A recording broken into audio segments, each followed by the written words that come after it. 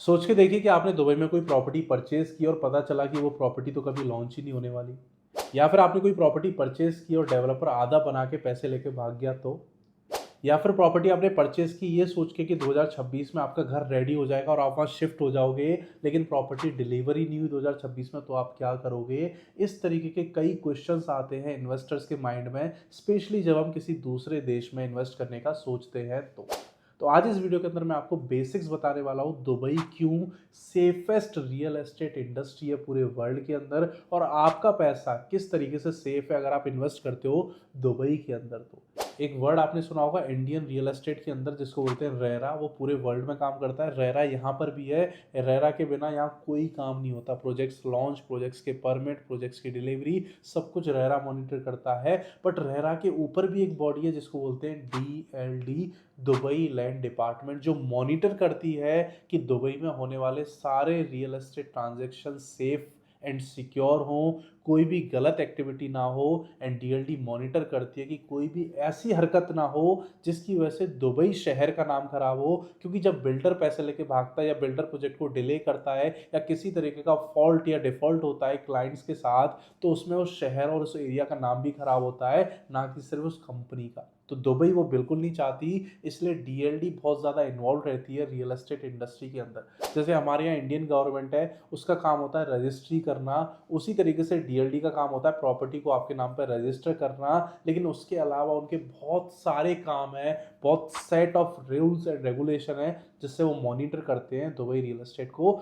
उन सब के बारे में एक एक करके बात कर लेते हैं। एक छोटा सा एग्जांपल, अगर मैं कोई वीडियो किसी प्रॉपर्टी या प्रोजेक्ट से रिलेटेड सोशल मीडिया पर डालता हूँ, तो उसके ऊपर एक QR कोड होना बहुत ज़्यादा ज़रूरी है। और वो QR कोड गवर्नमेंट हमें प्रोवाइड करती है, जो ये वेरीफाई करता है कि मैं उस वीडियो में जो बता रहा हूँ, जो बोल रहा हूँ, वो सही है। उसमें जितनी प्रॉपर्टीज़ मैं दिखा रहा हूँ वो अवेलेबल है और उसी प्राइस पर अवेलेबल है। जस्ट इमेजिन, मेरा इंस्टाग्राम अकाउंट, मेरी वीडियो, लेकिन प्रॉपर्टी में दिखा रहा हूँ, इसलिए मुझे वो QR कोड गवर्नमेंट से लेना पड़ता है ताकि मैं फॉल्स एडवर्टाइजमेंट ना कर सकूं। कल को कोई पर्सन मेरी वीडियो देख के यार उसको पता चले कि ये तो झूठ बोल रहा था वीडियो पर, तो वो नाम खराब होगा मेरा, साथ में दुबई का। इस तरीके से दुबई मैनेज करती है कि आप ऑनलाइन जो भी चीज़ें देख रहे हो वो सही है या गलत है। सेकंड, जब भी दुबई में कोई पर्सन डेवलपर बनना चाहता है, बिल्डर बनना चाहता है, इंडिया में आई डोंट नो क्या है, मेरे अकॉर्डिंग इंडिया में अगर मैंने कोई प्लॉट ली दिल्ली में, मैं एक कंपनी रजिस्टर कराऊंगा एज अ बिल्डर और उसको बेचना शुरू कर दूंगा कि मैं यहाँ 20 माले की बिल्डिंग बना रहा हूँ, सारे परमिट्स मेरे पास आ गए और मैं बेचना शुरू कर दूंगा। लेकिन दुबई में अगर आपको बिल्डर बनना होता है या फिर दुबई में कोई भी बिल्डर है, तो किस तरीके से बनता है? उनको टोटल जो वैल्यू है उनकी प्रोजेक्ट की, प्लॉट तो उन्होंने ले लिया, अब उस प्लॉट के ऊपर अगर वो 100 करोड़ रुपए का प्रोजेक्ट बनाने वाले हैं, तो उनको 30 से 40 करोड़ रुपए पहले ही उनको अकाउंट में डिपॉजिट करने होते हैं, जिस अकाउंट को गवर्नमेंट मैनेज करती है। वो ये चेक करने के लिए कि इस पर्सन के पास, इस बिल्डर के पास इतने पैसे हैं या नहीं है कि वो कंस्ट्रक्शन कर सके। तो 30 से 40% पैसा पहले बिल्डर वहां डालता है, तब वो जाके उस प्रॉपर्टी को बेच सकता है मार्केट में। या फिर वो 30 से 40% पहले कंस्ट्रक्शन कंप्लीट करता है, तब बेच सकता है मार्केट में। तो इन दोनों ही केसेस से क्या हो रहा है कि ये पता चल रहा है कि क्वालिफाइड बिल्डर है या नहीं है, इनके पास कैश है या नहीं है प्रॉपर्टी को बनाने के लिए। ये क्लाइंट के पैसे से प्रॉपर्टी बनाने के लिए मार्केट में आया है, तो वो इस क्राइटेरिया में फिट ही नहीं होगा, जिसकी वजह से उसको परमिट्स नहीं मिलेंगे।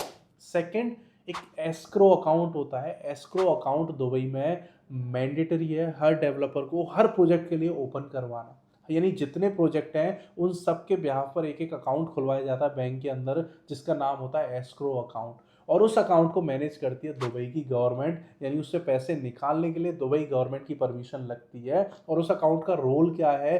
जितने भी इन्वेस्टर अंडर कंस्ट्रक्शन प्रॉपर्टी में इन्वेस्ट कर रहे हैं, वो सारा पैसा बिल्डर के अकाउंट में नहीं जाता है दुबई में, वो जाता है उस अकाउंट में जिसको बोलते हैं एस्क्रो अकाउंट, जिसमें से पैसा रिलीज करेगी गवर्नमेंट ये चेक करके कि बिल्डर ने कंस्ट्रक्शन कितनी कंप्लीट की है। जितनी कंस्ट्रक्शन उतना पैसा वो वहां से निकाल सकते हैं, और लास्ट में कुछ लमसम अमाउंट वो उसमें रख लेते हैं एज अ बैलेंस, ताकि प्रॉपर्टी डिलीवर होने के बाद भी 1 साल तक अगर कुछ दिक्कत आती है तो पैसा वहां से मैनेज किया जा सके। यानी आपका पैसा 100% सेफ है, वो बिल्डर की जेब में जा ही नहीं रहा, वो गवर्नमेंट के पास जा रहा है। इससे क्या होगा कि आपका पैसा जिस प्रोजेक्ट के लिए आपने दिया है वो पैसा उसी प्रोजेक्ट में इन्वेस्ट होगा, वो कहीं और इन्वेस्ट नहीं होगा। सेकंड, बिल्डर भाग ही नहीं सकता क्योंकि उसके पास पैसे ही नहीं है। पैसे तो गवर्नमेंट के साथ हैं तो भाग के जाएगा काम।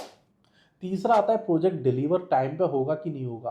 तो जैसे मैंने आपको बताया, एस्क्रो अकाउंट बहुत ज़्यादा इंपॉर्टेंट फैक्टर अदा करता है। मैंने आपसे कोई चीज़ खरीदी, लेकिन मैंने आपको उसके लिए पैसे नहीं दिए, पैसे गवर्नमेंट को दिए, और गवर्नमेंट मुझे तब देगी जब मैं वो चीज़ पूरी कंप्लीट कर लूँगा। तो ये जो एस्क्रो अकाउंट है, ये आपको सेव करता है कि आपका प्रोजेक्ट टाइम पर डिलीवर भी होगा। क्योंकि just imagine as a builder, अगर मैं बिल्डर हूँ और मैं ये प्रॉपर्टी बना रहा हूँ, लेकिन इस प्रॉपर्टी को खरीदने वाले ने जो पैसा दिया वो पैसा यहाँ पर रखा हुआ है, और गवर्नमेंट कह रही है पहले पूरा इसको बनाओ तब आप ये पैसा ले सकते हो। तो आपसे ज़्यादा जल्दी मुझे होगी इसको बनाने की, क्योंकि इसके ब्याह पर जितना पैसा मैंने कमाया है, जो मेरी अर्निंग है, उस पैसे को मैं तभी हाथ लगा सकता हूँ जब ये कंप्लीट हो जाएगा। इसलिए आपसे ज़्यादा जल्दी होती है दुबई में रियल एस्टेट डेवलपर्स को टाइम पे प्रोजेक्ट को कंप्लीट करने की। इसलिए 6 से 8 महीने पहले यहाँ प्रोजेक्ट्स डिलीवर हो जाते हैं। अगर आप अच्छे बिल्डर से लेते हो या उनका ट्रैक रिकॉर्ड चेक भी करोगे, तो 6 महीने पहले, 4 महीने पहले, 2 महीने पहले, 8 महीने पहले वो प्रोजेक्ट को डिलीवर कर देते हैं। तो वो टेंशन भी आपकी खत्म हो जाती है।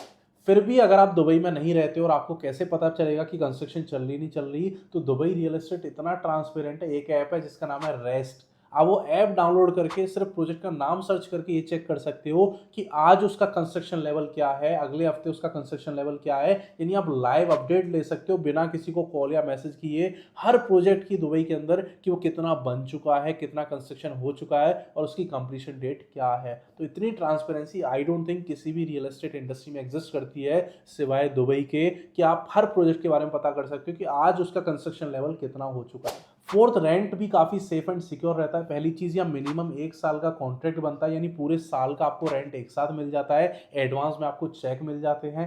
इवन अगर आपको अपना घर खाली भी करवाना है, तो आपको टेनेंट को 1 साल का नोटिस देना होता है कि 1 साल पहले आप उसको बताओगे तब वो खाली करेगा।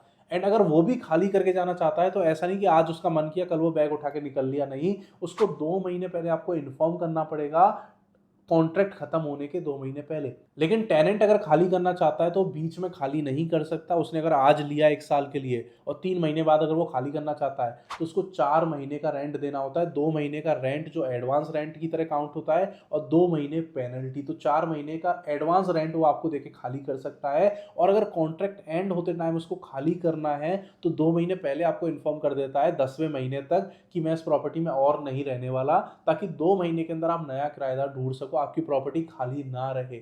इस तरीके से आप और टेनेंट दोनों ही प्रोटेक्टेड हैं, और आपकी प्रॉपर्टी खाली नहीं रहती है दुबई के अंदर मोस्ट ऑफ द डेज।